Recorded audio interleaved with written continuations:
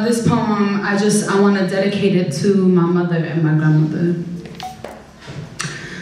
As long as the enemy colonizes our country, there is nothing to discuss. No Arabic matters, no native tongues are spoken, no Hebrew is brewed, no English is present, there are no words. The footprints of the foreigner's shoe on our soil is smelt from the highest mountain and in the deepest parts of the oceans.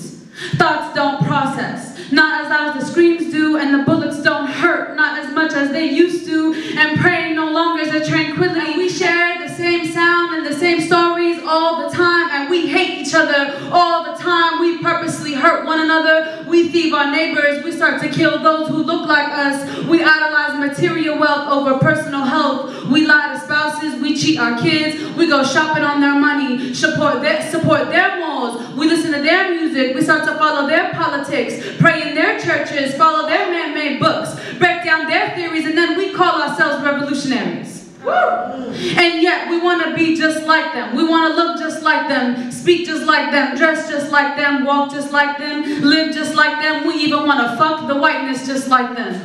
Every language is communicated in, and despite of all of these, except all of these, my enemies has created this. He loves seeing the men in his prisons, the women working in his homes, wiping his babies' asses, the children drugged up on his pills, the land being processed to fit into cans, native clothing being sold at Urban Outfitters, fake debt accumulated, poverty line, below being the poverty line, the heightened amount of technology to trap you. Big Brother is a fucking hipster, son.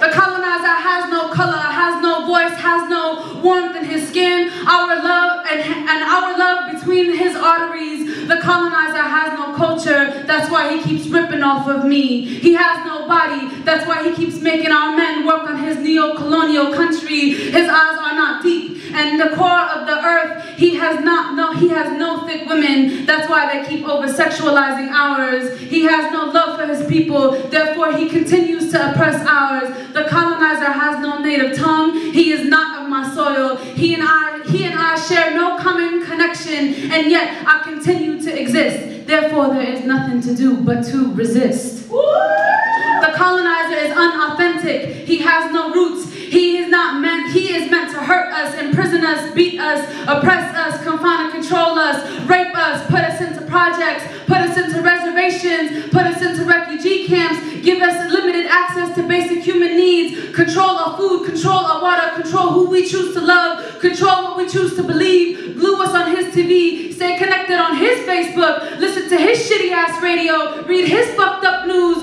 learn his white history, and then train our kids to do the same.